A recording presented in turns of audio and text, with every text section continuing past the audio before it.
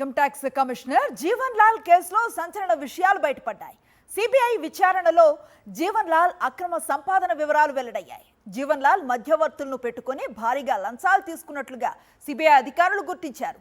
పలు కేసుల్లో ప్రైవేటు వ్యక్తులకు అనుకూలంగా వ్యవహరించి భారీగా లంచాలు వసూలు చేసినట్లుగా సిబిఐ అధికారులు నిర్ధారించారు.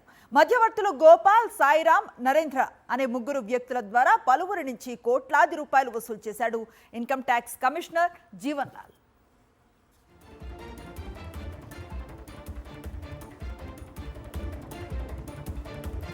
ముంబైకి చెందిన ఎన్డీడబ్ల్యూ డెవలప్మెంట్ కార్పొరేషన్ ఎల్ఎల్పికి సంబంధించిన అప్పీల్ను పరిష్కరించడానికి ఏకంగా 2.5 కోట్ల విలువైన ఫ్లాట్ను లంచంగా తీసుకున్నట్లుగా గుర్తించారు సిబిఐ అధికారులు.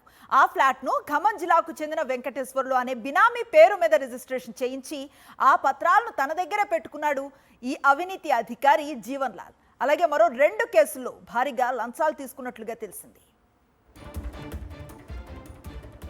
ముంబైలోని షాపూర్జీ పలోంజీ గ్రూప్కు చెందిన ఓ అప్పీల్ను జీవన్ లాల్ పెండింగ్లో పెట్టాడు.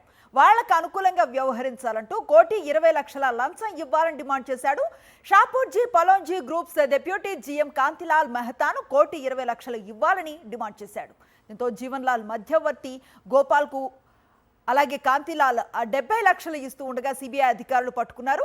ఇన్కమ్ ట్యాక్స్ కమిషనర్ జీవన్ లాల్తో పాటు మరికొందరిపై కేసు నమోదు చేసి అవినీతి చిట్టాపై కూపీ లాగుతున్నారు.